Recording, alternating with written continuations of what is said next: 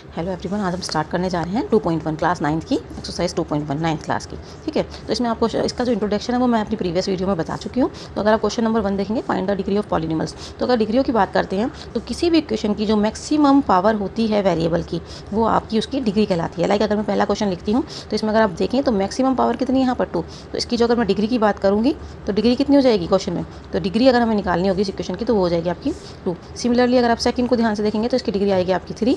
Third आपकी problem है तो उसकी डिग्री आ जाएगी आपकी 0। थर्ड की डिग्री 0 क्यों होगी, क्योंकि इसमें कोई भी वेरिएबल आपको शो नहीं हो रहा है। -9 आपका नंबर है, उसकी डिग्री हो जाएगी 0। फोर्थ की अगर हम बात करते हैं तो इसमें z की पावर कितनी है 1, तो डिग्री क्या हो जाएगी इसकी 1। तो ये डिग्री है फर्स्ट की 2 3 0 1। ठीक है, अब सेकंड क्वेश्चन पर अगर हम आते हैं तो यहाँ पे सेकंड क्वेश्चन में दिया हुआ है राइट पॉलिनॉमियल्स ऑफ डिग्री 1 2 3।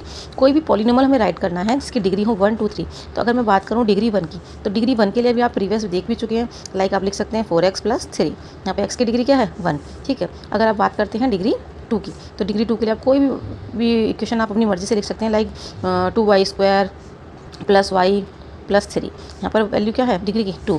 अगर बात करते हैं डिग्री 3 की, तो डिग्री 3 के लिए सिंपली आपका कोई भी आप डिजिट ले सकते हैं। लाइक z की क्यूब भी ले सकते हैं, y भी ले सकते हैं। ठीक है, z² - z + 5। इस तरीके से आप यहाँ पे सॉल्यूशन दे सकते हैं। आप क्वेश्चन नंबर 3 पे आइएगा। What are the coefficients of x² and x की क्यूब। तो कोफिशिएंट की अगर मैं बात करती हूँ तो अगर आपको कोई इक्वेशन दी हुई है लाइक x की पावर 4 - 3 x³ + 6 x² - 2x + 7। अगर आप इस इक्वेशन को ध्यान से देखें तो इसमें हमसे पूछा गया क्वेश्चन में x² और x की क्यूब के कोफिशिएंट। तो x² की टर्म क्या है आपकी, x² की टर्म है आपकी 6x²। तो इसमें 6x² को आप ध्यान से देखेंगे तो इसमें कोफिशिएंट अगर आप बात करते हैं, ठीक है, अगर आप कोफिशिएंट की बात करेंगे तो कोफिशिएंट ऑफ x², तो इसमें जो x² के मल्टीपल में लिखा हुआ है वही डिजिट आपकी इसकी कोफिशिएंट हो जाएगी। सिमिलरली इसमें पूछा गया x की क्यूब की कोफिशिएंट, तो कोफिशिएंट ऑफ x³। तो यहाँ पर ध्यान से देखिएगा x³ की वैल्यू क्या है -3x³। क्या दिया हुआ है -3x³। तो यहाँ पर जो x की क्यूब की मल्टीप्लिकेशन में क्या है -3, तो ये हो जाएगा कोफिशिएंट ऑफ x की क्यूब।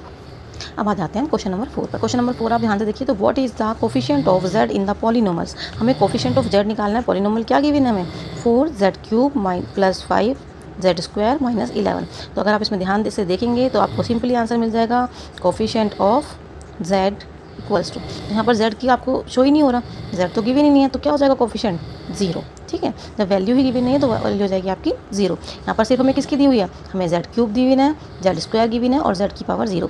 ये 3 डिग्री हमें गिवन है, z की पावर 1 हमें गिवन क्वेश्चन में नहीं है, तो इसीलिए उसकी कोफिशिएंट हो जाएगी आपकी 0।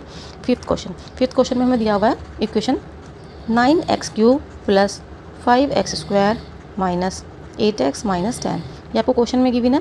इसमें पूछा है what is the constant term. तो मैं